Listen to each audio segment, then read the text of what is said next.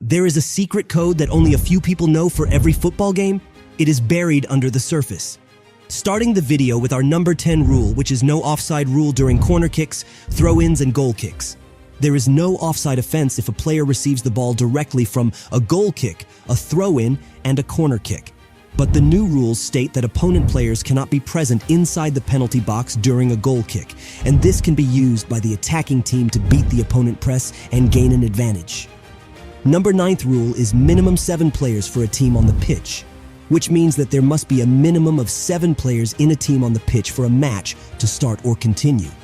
This means a maximum of 4 red cards can be given to on-field players of a team in a single match. A 5th one would stop the match, as one team wouldn't have the required number of players on the pitch for the match to proceed. At number 8, we have the rule that there should be equal number of players during a penalty shootout. That is, if a match between Team A versus Team B ends in a draw and moves to penalties, and a player from Team A got sent off already during the match, then only 10 players from Team B can be available for the shootout. This happened at one of the biggest matches in world football, 2006 FIFA World Cup Final. That's right, that match is infamous for one thing: Zinedine Zidane headbutting Italy's Marco Materazzi. You cannot be offside in your own half. The number 7th rule in our list. Why is there an offside rule? It is there to prevent the attacking team from parking one of its players near the opponent goal. If there was no offside rule, we might very well call this sport airball instead of football, because there would be no defense splitting through balls, perfect crosses, and timed runs. Now, where would be the fun in that? If a player receives the ball in his own half and he is in an offside position when the pass was made, it essentially means that the team in its own half has not kept one of its players waiting near the opponent goal. So in this case, not calling offside, even though the player receiving the ball is nearer to the goal than the ball and second last defender, would not defeat the purpose the offside rule was made for. Of course, this only holds when the player receiving the pass has not crossed the halfway line when the pass is actually made. Can you guess the next rules? Any ideas? Do comment now. Number 6th rule is that goalkeepers may wear tracksuit bottoms, but not others. This is also straightforward and needs no explanation. And to be frank, I wouldn't fault you if you think it would look ridiculous if a single player on the pitch wears a tracksuit while the others are in shorts, because I share your thought. And when you talk about goalkeepers wearing tracksuit bottoms, you cannot leave out René Higuita, the former goalkeeper of the Colombian nation team, also known as El Loco.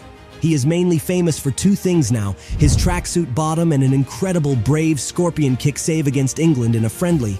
And he did it wearing a tracksuit bottom. Halfway through our list, at number 5, it's the rule that a player can be sent off even before the match starts. This rule was introduced in 2016, in fact, to prevent any offenses like fighting between players in the tunnel before the match starts. This is mentioned in the FA laws of the game. Law 3, the players. You might have known this, but let us see the fundamentals of the rule here. If a player is sent off before the team list has been submitted to the referee, he cannot be on the team in any capacity for that match, though a replacement player can be brought in from the reserves if the team has any. Remember that Patrice Evra karate kick? In an incident reminiscent of another United player, Eric Cantona, the fullback, who was playing for Marseille at the time, launched a kick on one of his own team's fans before the start of a Europa League match. Consequently, he was sent off, as he was already named as a substitute on the team list submitted to the referee. He was not replaced during the match, and Marseille had to play with one less substitute on the bench. At number 4, it's the keeper can hold the ball only for 6 seconds rule. FIFA laws state that a keeper can only keep hold of the ball for 6 seconds, so once they've collected it via a shot, cross, or any other means of distribution, they have to release the ball in some way after 6 seconds to show that he is not holding it. The keeper can merely bounce the ball after 6 seconds and doesn't have to pass or get rid of it. All the keeper needs to do is to show that she has let the ball go from her grasp.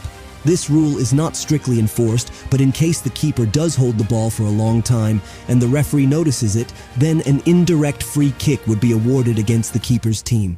Top 3rd rule is that attacker must not be near the defensive wall in free kicks. Players of the attacking team in the wall. If a team gets a free kick and the defending team has set up a wall of 3 or more players, then no player from the attacking team must be within 1 meter of the wall. This rule was introduced because when a player from the attacking team is a part of the wall or near it, then she can just move and create space, which can be used by the free kick taker to score. This defeats the purpose of the defensive wall, which is to offer some degree of protection in front of the goal.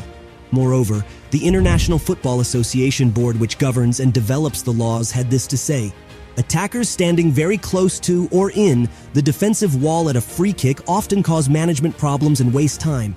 There is no justification for attackers to be in the wall, and their presence often damages the image of the game. The runner-up rule is that in a penalty, the kicker cannot touch the ball until it is touched by another player. In a penalty in normal time, the penalty kick taker cannot touch or kick the ball to score after the kicked ball hits post and rebounds unless it is touched by another player. Either the ball must be touched by his teammate or the ball must be touched by the goalkeeper. Only then can the penalty kick taker attempt to score on the rebound. The topmost rule is a direct free kick into a team's own goal will not be considered as a goal. This is a simple one.